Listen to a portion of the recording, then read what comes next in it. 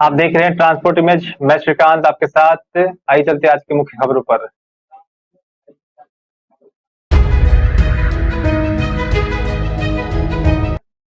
Australia ने पहले one day में वर्ल्ड चैंपियन इंग्लैंड को धोया, सीरीज में ली 1-0 से बढ़त।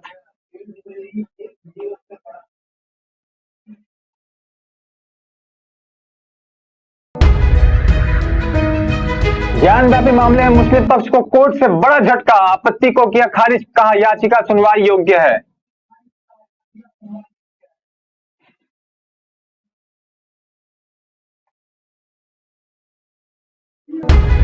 पीएम मोदी ने मंडी के शिल्पकार की बनाई करनाल, स्पेन के पीएम को की भेंट।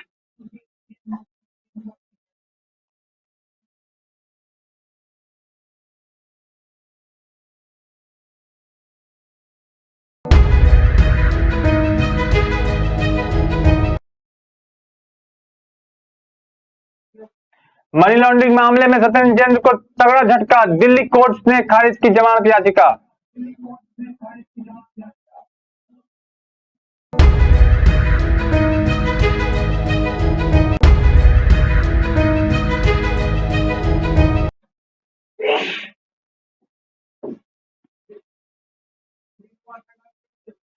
आइए चलते हैं खबरों पर विस्तार से। वाराणसी के फास्ट ट्रैक अदालत ने ज्ञानवापी परिसर में मुसलमानों के प्रवेश पर पाबंदी लगाने और मस्जिद के वजू खाने में मिले कथित शिवलिंग की पूजा की अनुमति देने के आग्रह वाली याचिका को आज सुनवाई योग्य मानते हुए मुस्लिम पक्ष की आपत्ति खारिज कर दी है। अदालत अब इस मामले की अगली सुनवाई 2 दिसंबर को करेगी, जहां जिला शासक के सहायक शासकीय अधिवक्ता सुलभ प्रकाश ने बताया है कि सिविल जज फास्ट ट्रैक अदालत और महेंद्र कुमार पांडे की अदालत ने किरण सिंह की तरफ से दाखिल वाद की सुनवाई के योग्य माना है। वहीं जानकारी के अनुसार प्रकाश ने बताया कि हिंदू पक्ष के अधिवक्ताओं ने दलील दी है कि संपत्ति के अधिकार के तहत देवता को अपनी जायदाद पाने का मौलिक अधिकार है। इस पर अदालत ने यह कहते हुए मुस्लिम पक्ष की आपत्ति खारिज कर दी कि इस मामले में पूजा स्थल अधिनियम 1991 लागू नहीं होता है। ऐसे में यह वाद सुनवाई योग्य है। आपको बता दें कि इस मामले में वादी किरण सिंह की तरफ से ज्ञानवापी परिसर में मुसलमानों का प्रवेश वर्जित करने, परिसर को हिंदुओं को सौंपने और कथित शिवलिंग के पूजा पाठ एवं भोग की अनुमति मांगी गई थी।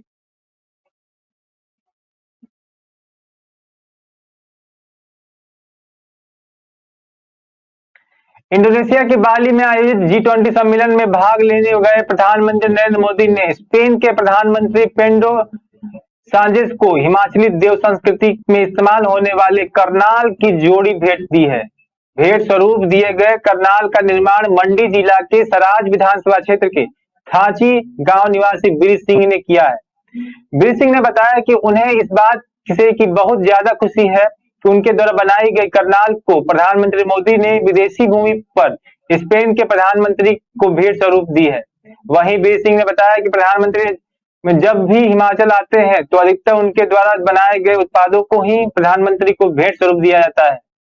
इन्वेस्टर मीट के दौरान जितने भी विदेशी मेहमान धर्मशाला आए थे उन सभी को देवरथ बीर सिंह की वही बनाकर दी थी।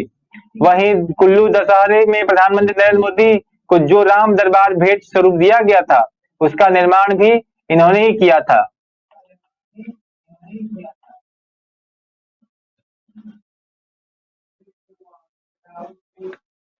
आतंकवादी गतिविधियों पर अंकुश लगाने के लिए भारत में नो मनी फॉर टेरर अंतर्राष्ट्रीय सम्मेलन का आयोजन किया जाएगा।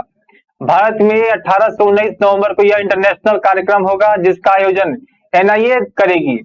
डीजी एनआईए दिनकर गुप्ता ने का कहना है कि काउंटर टेरर फाइनेंसिंग पर यह कॉन्फ्रेंस है और पहली कॉन्फ्रेंस फ्रांस में हुई थी।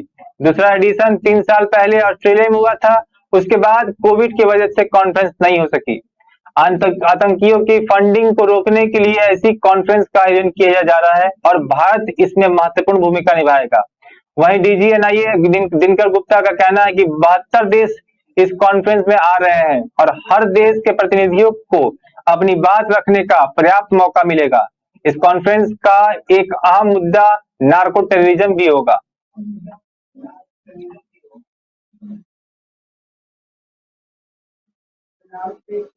भारत पाकिस्तान सीमा पर ड्रोन घुसपैठ के मामले में 2 गिने होने के बाद देश में पहली बार ऐसे खास लैब को गृह मंत्रालय की विशेषज्ञ एजेंसी द्वारा विकसित किया गया है। इस लैब में 2 तकनीक तरीके से घुसपैठी ड्रोन के बारे में तफ्तीश की जाएगी।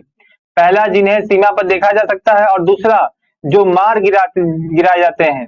बीएसएफ की खास लैब जिसे सुरक्षा बलों ने पिछले कुछ महीने इसमें विकसित किया है, वह भारतीय सीमा में घुसपैठ कर रहे ड्रोन पर नजर रखेंगे। वहीं drone UAV cyber forensic lab को विकसित करने वाली एजेंसियों का मानना है कि मौजूदा ड्रोन खतरा जो भारत पर मंडरा रहा है, उससे निपटने में ये लैब बहुत ही कारगर साबित होगी। इस लैब में ऐसी खास तकनीकी होगी जिससे ड्रोन में अग लगे जीपीएस के बारे में पता लगाया जा सकेगा। ड्रोन में मौजूद जीपीएस की मदद से सुरक्षा और खुफिया एजेंसियां पता लगा सकेंगी कि गिराया गया ड्रोन कहां से भेजा गया है और कहां गया है, इसके बारे में भी जानकारी उन्हें मिल पाएगी।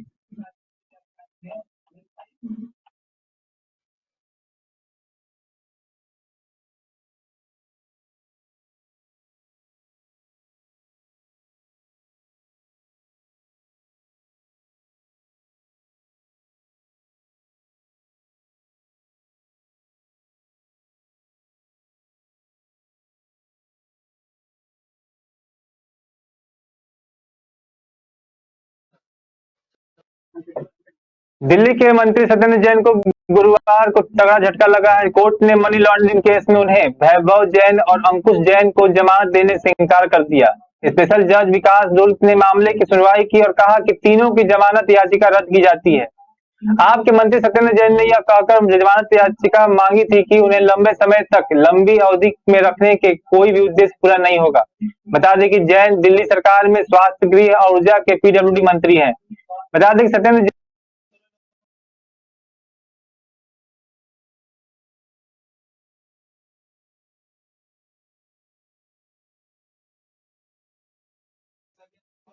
ईडी से के तर्क सुने हैं।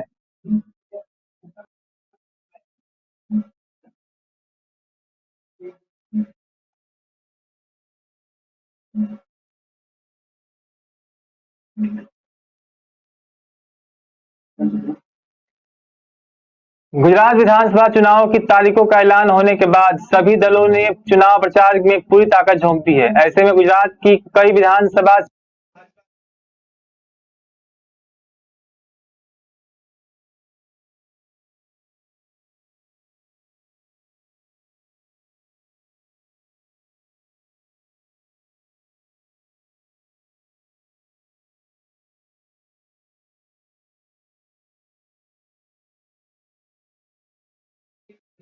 इस पर भाजपा जहां अपनी जीत को बरकरार रखने की हर संभव कोशिश कर रही है, वहीं कांग्रेस और आम आदमी पार्टी इसमें सेंध लगाने की रणनीति बना रही है। भाजपा ने इस सीट पर पायलबेन मनोज कुमार कुकरानी को टिकट दिया है। वहीं आम आदमी पार्टी की ओर से इस सीट पर ओम प्रकाश तिवारी को प्रत्याशी घोषित किया गया है।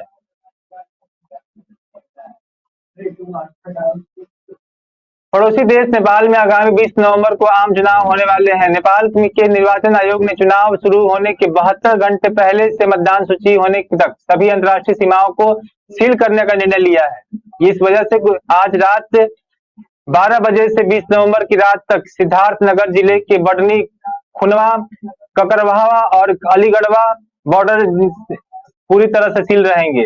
वहीं नेपाल में हो रहे चुनाव को देखते हुए दोनों देशों की सुरक्षा एजेंसियां और तैनात सुरक्षा बल अलर्ट मोड पे हैं और बडनी बॉर्डर पर एसएसबी की 50वीं वाहिनी और जिला के अन्य सीमावर्ती क्षेत्रों पर एसएसबी की 47वीं वाहिनी तैनात रहेंगे।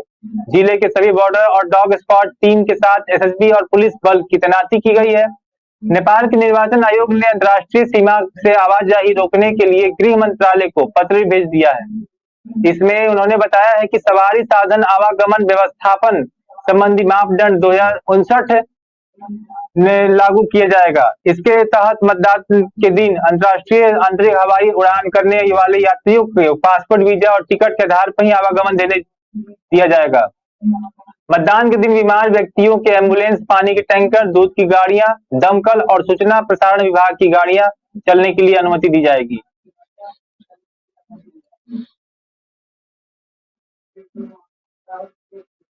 आग से जलने वाले मरीजों को लेकर उनके स्वजन को अब दिल्ली के मेरठ की दौड़ नहीं लगानी पड़ेगी। दरअसल अब मुरादाबाद के जिले अस्पताल में बर्न वार्ड तैयार हो गया है, जहां मरीजों को उपचार दिया जाएगा। फिलहाल बर्न वार्ड में 10 बेड की व्यवस्था है।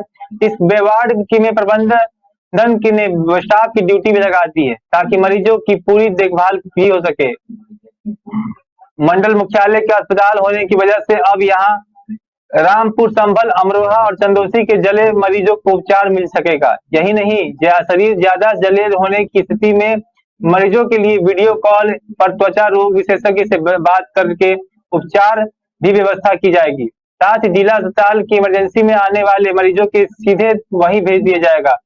आपको बता दें, जिला अस्पताल प्रबंधन आग से जले मरीजों के उपचार के प्रति काफी गंभीर है। हालांकि त्वचा सर्जन नहीं होने से मरीजों को बेहतर उपचार नहीं मिल पाया।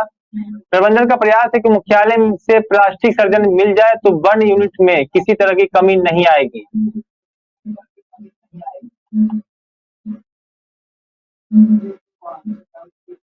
गुजरात विधानसभा चुनाव का बिगुल बज चुका है और गांधीनगर जिले के और अहमदाबाद ईस्टर्न संसदीय सीट के अंतर्गत गांधीनगर दक्षिण विधानसभा सीट पर भाजपा और कांग्रेस ने ही सबसे ज्यादा चुनाव जीते हैं।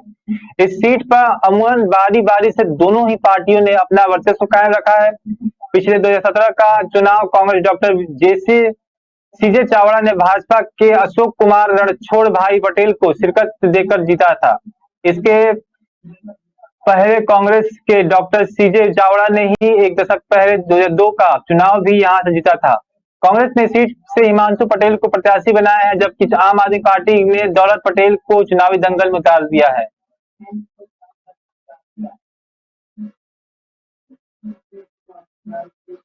राजस्थान के मुख्यमंत्री अशोक गहलोत ने दावा किया है कि सरदार शहर विधानसभा उपचुनाव में कांग्रेस की एकतरफा जीत होगी। इसके साथ ही उन्होंने कहा है कि कांग्रेस की भारत जोड़ो यात्रा बहुत ही शानदार चल रही है और इसे बीजेपी में खलबली मची हुई है। सीएम गहलोत ने सरदार शहर में कहा कि उपचुनाव तो हम एक तरफा जीतेंगे, 8 में से 6 उपचुनाव हम जीते हैं।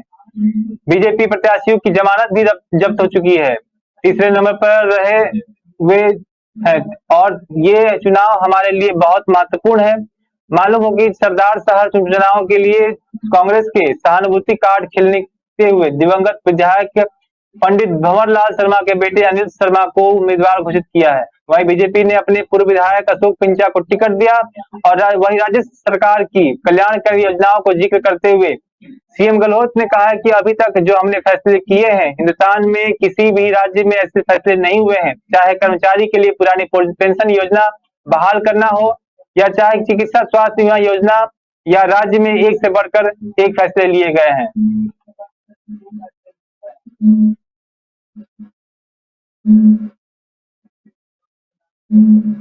प्रगतिशील समाजवादी पार्टी लोहिया के राष्ट्रीय अध्यक्ष शिवपाल सिंह यादव और उनके भतीजे और समाजवादी पार्टी के मुखिया अखिलेश यादव के बीच आशीर्वाद वाली मुलाकात चर्चा का केंद्र बनी हुई है। जिस बात का चर्चा काफी दिनों से चल रही थी, वह आज सुबह को पूरी हो गई, जब समाजवादी पार्टी के राष्ट्रीय अध्यक्ष अखिलेश यादव अपने चाचा शिवपाल सिंह यादव से मिलने के लिए उनके आवास पहुंचे। अखिलेश यादव के पहुंचने के बाद उनकी पत्नी डिंपल यादव भी चाचा शिवपाल सिंह के मिलने उनके घर पहुंची। वहीं अखिलेश यादव की ओर से ट्वीट करके एक फोटो भी जारी किया गया, जिसमें अखिलेश यादव अपने चाचा शिवपाल सिंह यादव, चचेरे भाई आदित्य यादव और पत्नी डिंपल यादव के साथ बैठे हुए दिखाई दे रहे हैं। अखिलेश यादव ने अपने ट्वीट में इस बात की जिक्र करते हुए कहा है कि बड़ों का आशीर्वाद लेना बहुत जरूरी है। जाहिर है कि इस संदेश के बाद कई तरह के कयास भी लगाए जाएंगे। बेशक मायने में कुछ भी लगाया जाए, लेकिन अखिलेश और शिवपाल की जिस मुलाकात का लंबे समय से लोगों का इंतजार था, अंत में वह पूरा हो गया है।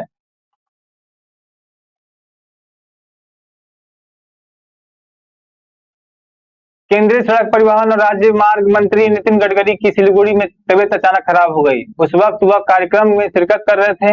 इसके बाद ही डॉक्टरों ने उनके स्वास्थ्य की जांच भी की और बीजेपी के विधायक नीरज जिम्पा ने कहा कि गडकरी की तबीयत बाद में ठीक हो गई और वह अपने कार से रवाना भी हो गए।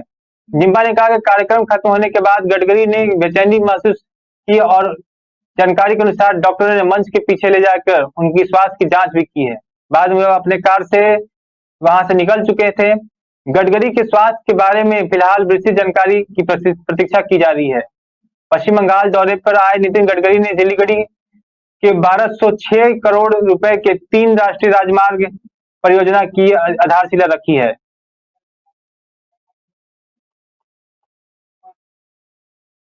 राष्ट्रीय प्रेस दिवस पर पत्रकार के लिए हर खास दिन होता है। इस खास मौके को दरभंगा में भी अच्छे तरीके से मनाया गया, लेकिन जिले में बड़े अधिकारियों और पुलिस अधिकारियों ने दिन के उजाले में दरभंगा शहर में पत्रकारों को बधाई भी दी।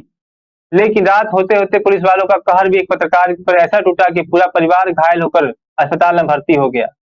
पुलिस की पिटाई से पत्रकार के परिवार सहित अगल बगल के कई लोग भी घायल हो गए, जिसमें 8 लोग गंभीर रूप से घायल हैं और बिरौली सीएच के डीएमसी रेफर कर दिया गया है। बता दें कि पुलिस ने अपनी वर्दी का ताकत घर में सोई पत्रकार की मां, जो 108 वर्ष की बुजुर्ग महिला है, उन पर दिखाई, बल्कि घर के छोटे छोटे बच्चे बच्चियों के अलावा गर्भवती महिला और विकलांग पर भी नहीं बख्शा गया।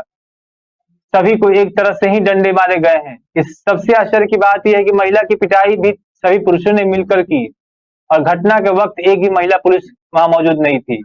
दरअसल पूरा मामला दरभंगा के बिरौली थाना के बुआरी गांव का बताया जाता है कि शाम के में गांव के चौकीदार का एक शख्स रिश्तेदार शराब के नशे में हंगामा कर रहा था। इसी हंगामे को लेकर पत्रकार के परिवारों ने विरोध किया, जिसके बाद वहां के आसपास के लोगों ने मामला को शांत करवाया। लेकिन कुछ घंटे के बाद अचानक देर रात 3 से 4 पुलिस की जीप पत्रकार के घर पहुंची और घर में अचानक धावा बोलने के साथ ही सभी की पिटाई शुरू भी कर दी।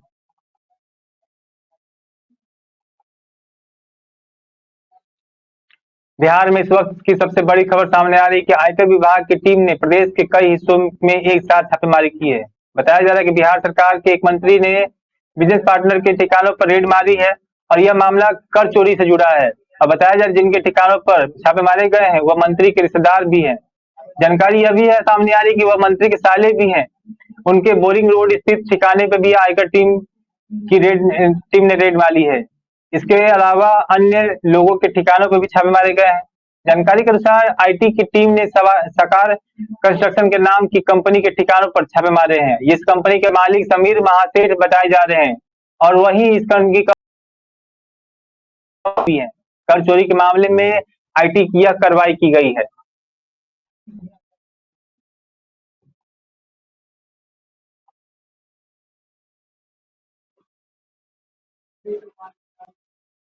दुबई के बिजनेसमैन ने पाकिस्तान के पूर्व प्रधानमंत्री इमरान खान पर बड़ा आरोप लगाया है। इसके बाद से इमरान खान एक बार फिर से विवादों में घिर चुके हैं। एक रिपोर्ट के अनुसार दुबई के बिजनेसमैन ने दावा किया कि पाकिस्तान की इमरान खान सरकार ने सऊदी के क्राउन प्रिंस मोहम्मद बिन सलमान द्वारा पूर्व प्रधानमंत्री इमरान खान को दी गई लाखों डॉलर की लग्जरी घड़ी को बेच दी गई है। बिजनेसमैन उमर फारूक जहूर ने दावा किया है कि उनके पास इस बात का सबूत है कि पाकिस्तानी सरकार ने 2019 में उससे महंगी घड़ी को 20 लाख डॉलर में बेच दिया था। पाकिस्तानी अखबार डॉन की एक रिपोर्ट के अनुसार घड़ियां दुर्लभ और बेशकीमती थी और बताया जा रहा है कि सऊदी क्राउन प्रिंस मोहम्मद बिन सलमान ने इमरान को ग्रेफ में की घड़ी भेंट की थी, जिसे इमरान ने बेच दिया, जिसके बाद एक बार फिर से इमरान खान विवादों में घिर चुके हैं।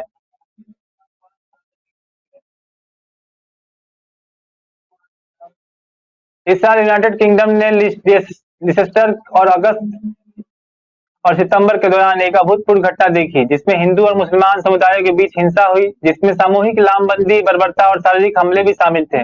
साल 2011 में की जनगणना के अनुसार लिसेस्टर में 13% मुस्लिम, 12.3% हिंदू, जो कि 22.3% भारतीय मूल और 1.9% पाकिस्तानी मूल के लोग रहते हैं। साल 2017 तक यूके के कुल मिलाकर मुस्लिम आबादी 5% थी और हिंदू आबादी 1.5% थी। अब यहाँ समय के साथ ब्रिटिश हिंदू और मुस्लिम समुदायों के बीच अशांति बढ़ गई है।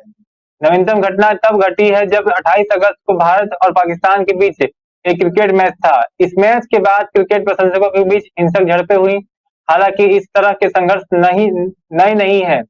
अशांति की वृद्धि और व्यापक प्रकृति के अधिकारियों ने भी हिला दिया। हालांकि हिंसा को करीब से देखने पर पता चलता है कि हंगामा केवल सड़कों पर तक ही सीमित नहीं था, बल्कि साइबर स्पेस में भी लड़ा गया था। इससे अफवाहों और दुष्प्रचारों, हिंसा और भावनाओं के प्रमुख मिश्रणों का जोड़ मिला है।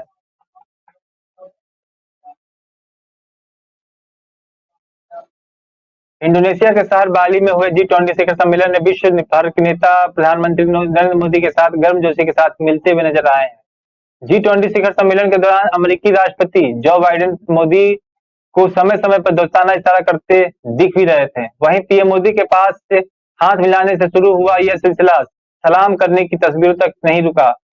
अब अमेरिकी राष्ट्रपति ने दोनों देशों को मजबूत होते रिश्तों की झलक देते हुए मोदी के साथ एक ट्वीट पर एक तस्वीर भी साझा की है। उन्होंने ट्विटर पर लिखा है कि मैंने वैश्विक आर्थिक सहयोग के प्रमुख मंच के रूप में G20 के प्रति अपनी प्रतिबद्धता की पुष्टि करने के लिए भारत के प्रधानमंत्री मोदी और इंडोनेशिया के राष्ट्रपति विडोडो से मुलाकात की है।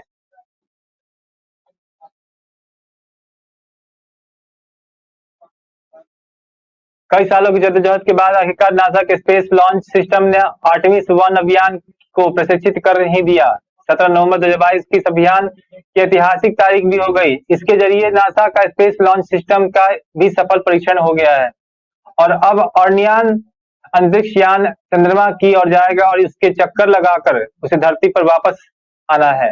लेकिन यह यात्रा बहुत ही सीधी नहीं होगी। इस अभियान के दौरान ऑर्नियान अंतरिक्ष यान हजारों मील के सफर तय करेगा, जिसे डिस्टेंस रेडिएट ऑर्बिट भी कहा जाता है। इस अभियान के प्रमुख मकसद एलएस का परीक्षण करना ही नहीं बल्कि ऑरियन यान की क्षमताओं का भी परीक्षण होगा, जिससे अंतरिक्ष यात्रियों को चंद्रमा तक पहुंचने के लिए भी रास्ता साफ होगा।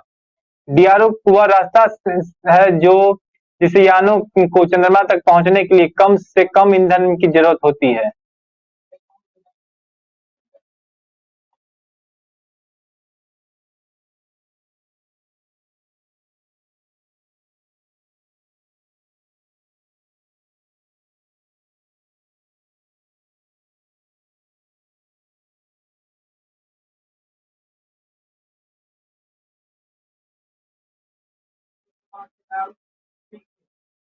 ऑस्ट्रेलिया और वर्ल्ड चैंपियन इंग्लैंड के बीच 3 मैचों की वनडे सीरीज का आगाज हो चुका है। पहले वनडे में ऑस्ट्रेलिया ने डेविस हेड और डेविड वार्नर की धमाकेदार बल्लेबाजी के दम पर इंग्लैंड को 6 विकेट से हरा दिया है। दोनों ओपनर बल्लेबाजों ने टीम को बेहतरीन शुरुआत देते हुए 147 रन जोड़े, जो बाद में इन टीम को जीत दिलाने में अहम साबित हुए हैं। इसके साथ ही ऑस्ट्रेलिया ने सीरीज में 1.0 की बढ़त बना ली है। वहीं इंग्लैंड की टीम ने पहले बल्लेबाजी करते हुए ऑस्ट्रेलिया के सामने जीत के लिए 288 रन का लक्ष्य रखा था। टॉस जीतकर ऑस्ट्रेलिया ने जीता और इंग्लैंड को पहले बल्लेबाजी दी। साथ ही इंग्लैंड की शुरुआती अच्छी नहीं रही, लेकिन डेविड मलान ने 134 रन की शतकीय पारी खेलकर ऑस्ट्रेलिया के सामने एक मजबूत लक्ष्य रखा था। उनकी पारी की बदौलत उन्हें प्लेयर ऑफ द मैच भी चुना गया है।